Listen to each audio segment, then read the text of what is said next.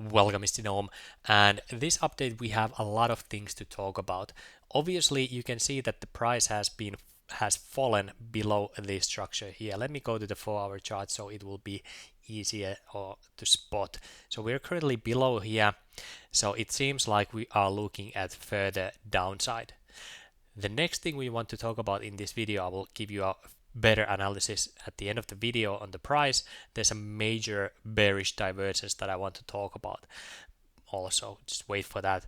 But I want to talk about obviously the fundamentals of Bitcoin, and we want to take a look at the major war escalations that happen right now in the world. The most recent escalation happened just 2 hours ago when the leader of Hamas was killed with a missile. So I'll talk about that also. And then we will talk about what happened with the United States government, because the presidents were bullish. Trump wanted to buy 800,000 Bitcoin for United States government. RFK Jr. wanted to buy 3.8 million Bitcoin for United States government. And immediately after the event, at the Bitcoin conference event, Democrats started selling Bitcoin or moving Bitcoin. So let's talk about that now. So this is the tweet that saw 8.5 thousand likes, 700,000 views. And this is basically implicating that United States government is selling their 200,000 Bitcoin before Trump gets into office so that they would have no strategic reserve left. But this is not exactly what is going on, because when we actually take a look at on-chain data, here is the wallet. So let me actually refresh this so I'm not missing anything if something has happened just now. Let me change it to outflow. No, nothing has changed. That's good. So as you can see, they are currently holding 300,000 Bitcoin. And previously, at the peak of 2022, United States government was holding 235,000 Bitcoin. So they have been selling Bitcoin before. So now that they sold more, it's not exactly like a surprise event that is completely unprecedented. And the weird part here is that you can see a 30,000 Bitcoin transfer and another 30,000 Bitcoin transfer. And I believe the fact why you can see basically 60,000 Bitcoins of transfers is that United States government has a lot of wallets, and this simply is tracking the entity of United States government. So I think it's a bulk of many wallets. So I took a look at two of these wallet transactions, and the other transaction is completely just a move to their own wallet, and the other one has two recipients. So let's talk about those. So this was the other transaction.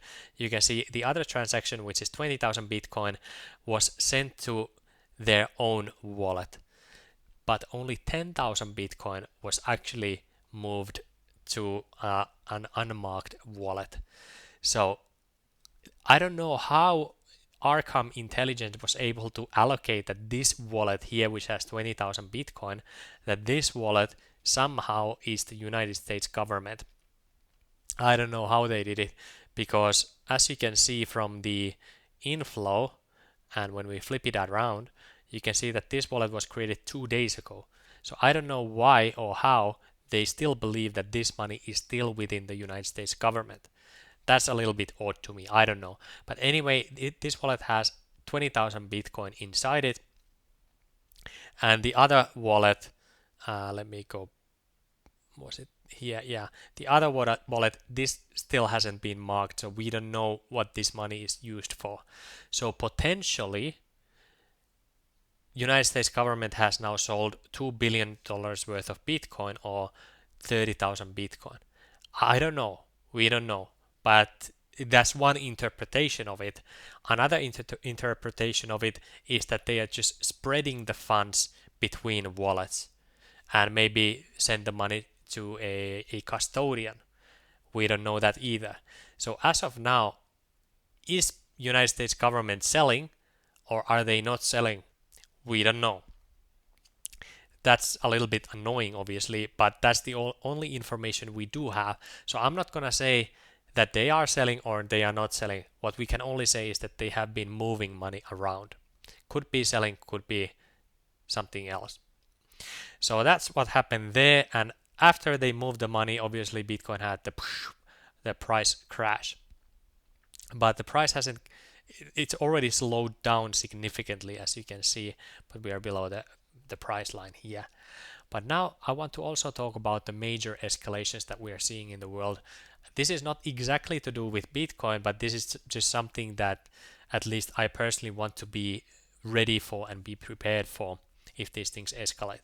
So the first thing is we saw two Israel strikes. The first strike happened yesterday, and that strike was on Lebanon. And I believe this is the first time Israel has striked Lebanon. And this happened right after the Turkish president, I believe Erdogan, he said that if Israel attacks Lebanon, then Turkey will invade Israel. And then Israel said, NATO, you have to expel Turkey because he's speaking this dangerous language. And after that, boom, then we had the strike in Lebanon. And as you can see, this is probably civilian area. And this was a retaliation for the attack that claimed the lives of 12 kids in Israel. So this is a major escalation, and maybe Turkey will be soon involved in this war as well. And who knows, maybe Turkey will have to leave NATO as well. We don't know. But this is not great for world peace, obviously. The next Israel strike happened just 2 hours ago when I'm making this video, and that was against the leader of Hamas. The leader of Hamas, he was actually visiting Iran, and then he was in the inauguration ceremony for the new president. And Iran had a new president because the previous president was assassinated or killed in a helicopter crash before. So now that the leader of Hamas was visiting the inauguration, after the ceremony, he went to the hotel or to the area where he was residing, and then there was a missile strike, and boom, he got successfully killed. And people are obviously, some people are happy about it. I'm personally thinking that Hamas will not be destroyed by this move. I think this will just create more escalation, especially because this happened on Iran soil. So Iran kind of feels obligated to strike back. That's what I believe. So maybe it will help de-escalate the situation in Middle East, but it just seems like it will just create more chaos in the Middle East, and that might actually create wow, that was a loud car that just passed. Anyway, the price of oil, the price of energy might actually go up from this if there's a major escalation between the wars and the stuff doesn't move as well between the continents. So that could happen. I don't know. That's just something to look out for. Then obviously there was the reason why these attacks, by the way, are significant is because just last week Netanyahu was inside the United States, where he pretty much got the blessing from the United States to make these attacks. That's what I believe happened, because here is Netanyahu giving the speech inside the Congress, and here somebody made out or highlighted all of the times the Congress was actually applauding and giving standing ovations to the Prime Minister of Israel. And as you can see, pretty much half of the speech is simply the Congress clapping their hands and celebrating the Prime Minister of Israel here. And Trump is also friends with Netanyahu. We can see it from here. Netanyahu was visiting Trump in Mar-a-Lago. Here you can see Netanyahu's book on the background, basically promoting Netanyahu as well. So Trump is pretty much on board with Israel as well. By the way, this is just for the elections. When we actually zoom into Trump's ear, I'm not seeing any visible scar or wound or anything that's out of the ordinary in Trump's ear. And why I'm bringing this up is after Trump got shot in the ear, his doctor said that there was a 2 centimeter wide wound in his ear that they had to fix. And another doctor, there were two doctors, another doctor of Trump, he said that a piece of Trump's ear is actually missing. And none of the photos, none of the videos that have come out until this day show pretty much any damage to his ear. I wasn't able to find any, like not even like a smallest scar on his ear. And maybe it is there, we just haven't had a good photo of it. Maybe the scar is so small that it's very hard to see. But the problem here is that the voters don't care if it's real or not. They will vote what they perceive to be true. And if you cannot really see a piece of his ear missing, they will speculate maybe it was a staged assassination. What I believe happened is that the assassination attempt was real, but Trump just exaggerated the wound. And I think that exaggeration will come and haunt him in the future, because this will be a talking point for until basically the election is done. So this, the ear missing, or the wound not being visible, is actually lowering the chances of Trump winning. I just thought that's an interesting take, and it seems to be real as well. So that's the another escalation that we're seeing. This happened on July 29th, and this is between Ukraine, Russia, and NATO. So there was a strike. This is Russia here. There was a strike, a drone strike, right about here in the Olenya air base. And the claim is that it was a drone strike that flew from Kiev right about here. It basically passed or went nearby Moscow. It flew nearby St. Petersburg, all the way down here and hit its target. And if that is true, that will be the longest drone strike that Ukraine has ever done successfully. And they were targeting an airplane, a long-range supersonic bomber missile carrier Tu-22M3, which looks like this and costs about $40 million. The reason I'm talking about this is that this story doesn't really add up in my opinion. So as you can see in this article here, it says there's currently no information indicating from where the drone was launched. It could have been launched from Ukraine, which means that it flew 1,800 kilometers or roughly 1,100 miles, or it was launched somewhere inside Russia, basically an inside attack or a terrorist attack or something like that. But here's where it gets interesting. Norwegian Air Force Academy says that they are actually not surprised by the attack. They say it was a question of when, not if, Ukraine was going to strike that base. This is weird. How come Norwegian Air Force Academy knows where Ukraine is going to strike with their drones? I find this extremely odd. And when we just take a look at the map here, I'm just going to throw out the obvious ball. Finland and Sweden just joined NATO not too long ago, and now there are bases, United States bases within these countries. Norway has always been part of NATO, or has been part of NATO for a very long time. It is possible that Kiev shot the drone all the way from to here and somehow was able to bypass all the air defense of Moscow, all the air defense of St. Petersburg, and whatever is between from here to here. Or the other option is that maybe the drone was just launched from here to here and there's no air defense on the sea, so it was able to hit its target. Maybe it went like this to make it look like it actually came from Kiev. I don't know what's the situation. Russia has not responded to it, but I just think it makes more logical sense to strike from somewhere here rather than here.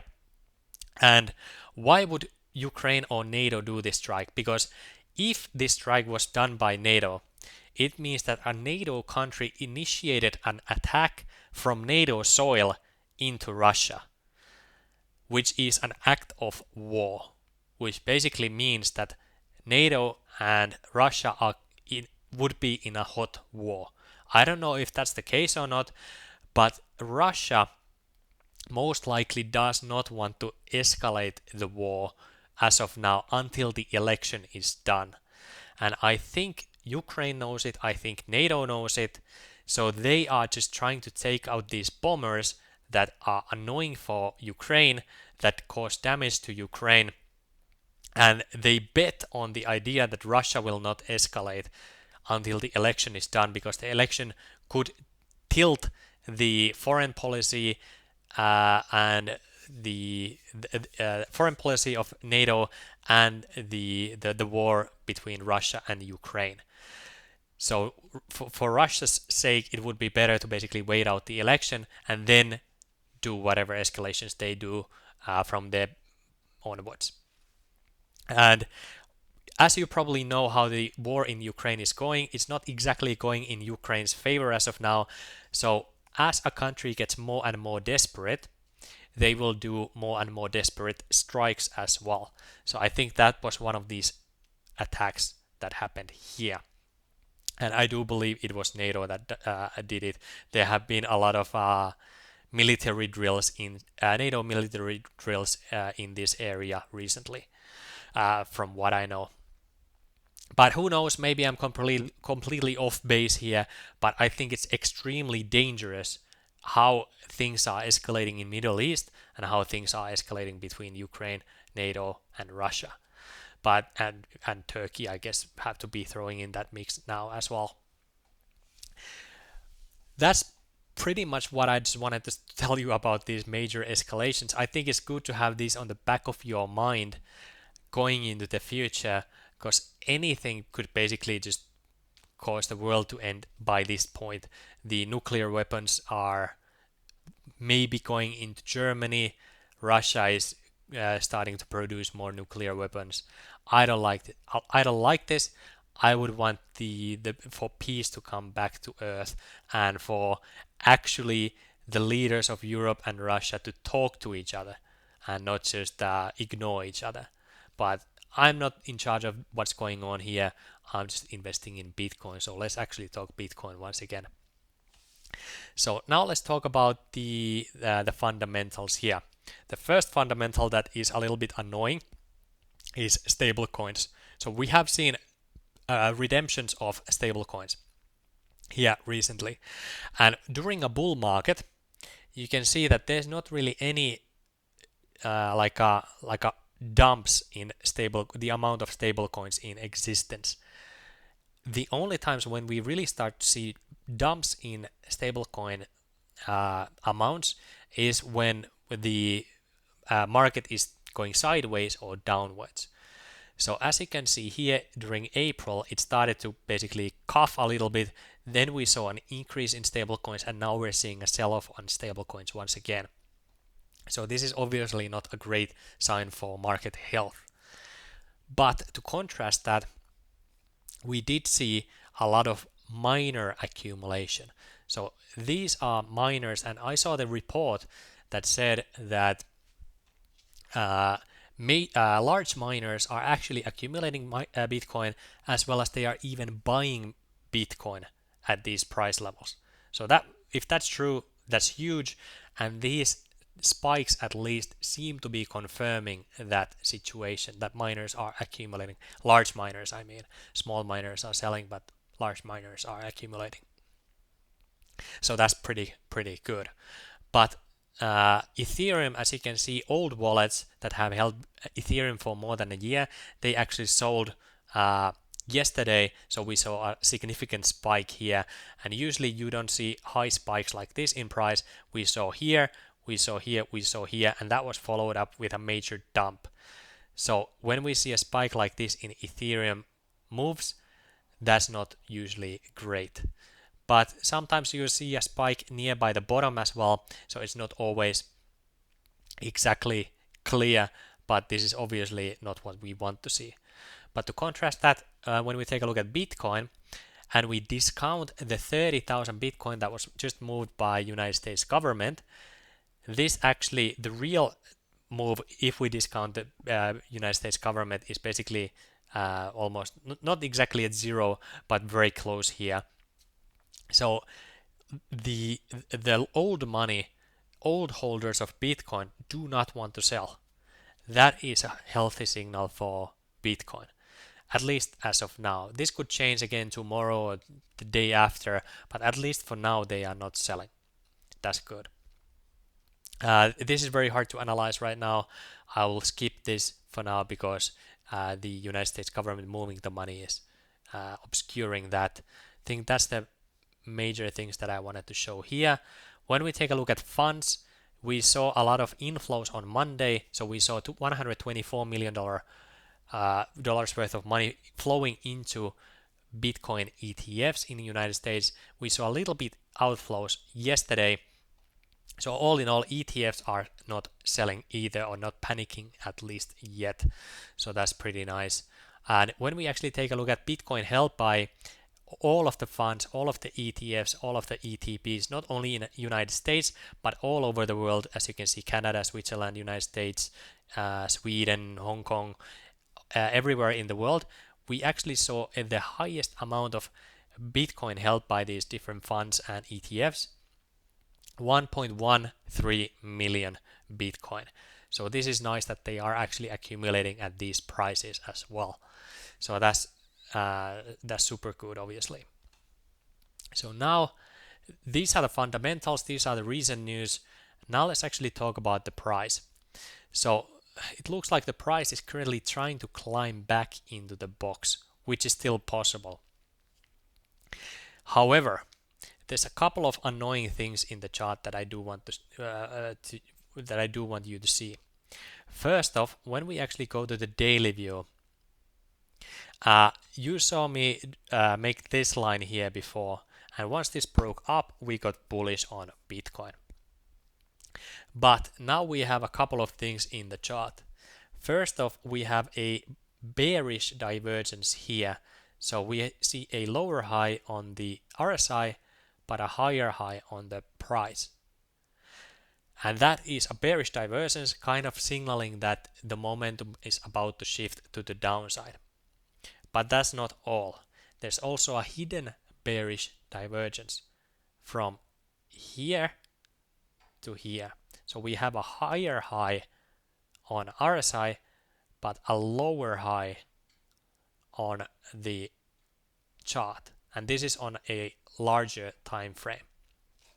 So now we basically have double bearish divergence on the chart, signaling a potential price move to the downside. So if you took my advice from last video to wait until we got a breakout, or wait if we go below the structure, now that we basically failed the structure and we have these two bearish divergences, it just seems like the only direction now is down.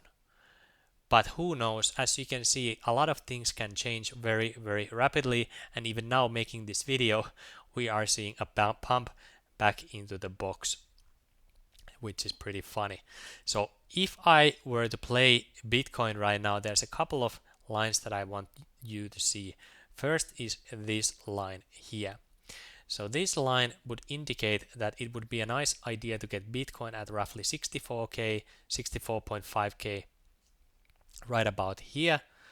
The next one will be when we break the white line here and we're trying to attempt for new all-time highs.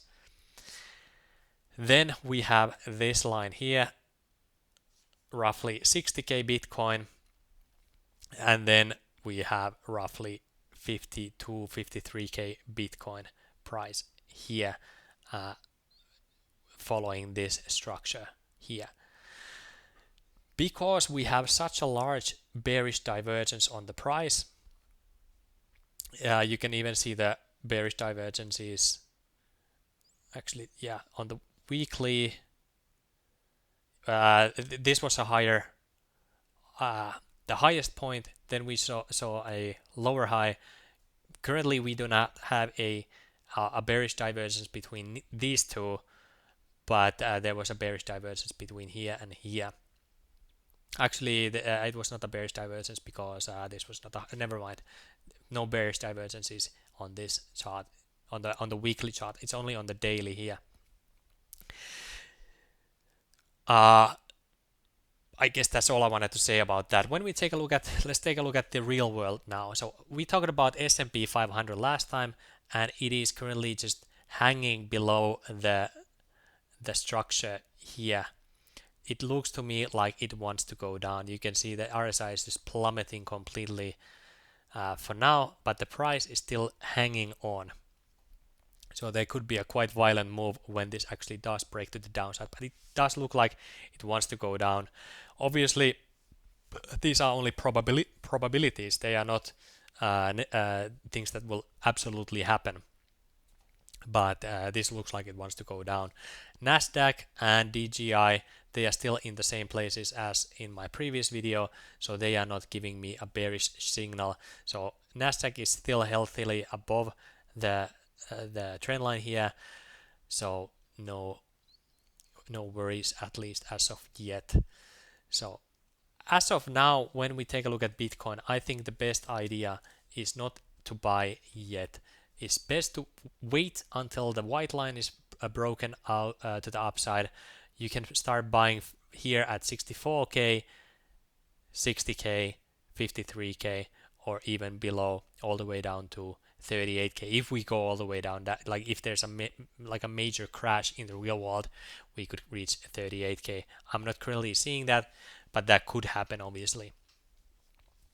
But then we have the elections, and I think we will see a monetary policy change after the election. And until the election, I think there will not be major shakeouts in the policy, monetary policy. So we'll see how things go. Obviously, this video can be completely redundant if we go back into the box, but even in that case, it would be nice to actually wait out until we break out to the like 71k Bitcoin and then get into Bitcoin. That's pretty much everything I had for this video. Total too, when we take a look at altcoins, they were looking at roughly maybe 15% move to the downside, which hasn't happened yet. We are seeing some altcoins crashing with Bitcoin price, but there's still roughly 15% potential move to the downside, pretty much same as Bitcoin. So altcoins are moving together with Bitcoin mostly as of now. Bitcoin dominance might still rise, so depending on what altcoin you are holding, it might do good, might not do good. A little bit hard to navigate this market on this cycle, to be honest. When I compare this cycle to the last cycle, during last cycle when Elon Musk was tweeting almost about anything, there was a 20% move on Bitcoin, 50% move on Doge. Altcoins were just jumping up and down. But now, even if we have a major Bitcoin conference where two presidential candidates announce that they are supporting Bitcoin strategic reserve, we just get a small pump to the upside and then a dump, small move to the upside and then a dump. So it's very, very hard. I think the biggest issue for this market cycle is just that the retail investors are completely spent and they don't have a lot of money. And that's the major issue why we're not seeing the numbers go up, even though everything should be bullish. But because there are so many Bitcoin maxis, I think they will keep accumulating Bitcoin as of now. So long term, Bitcoin still looks good, like very good. If you are just accumulating Bitcoin for when the wind changes and the monetary policy changes, then you might be pretty well off. But as of now, the market is what it is, a little bit depressing, but we'll take it anyway. It might be depressing and fun at the same time. Anyway, that's basically it for this video. Let me know what you think of the markets.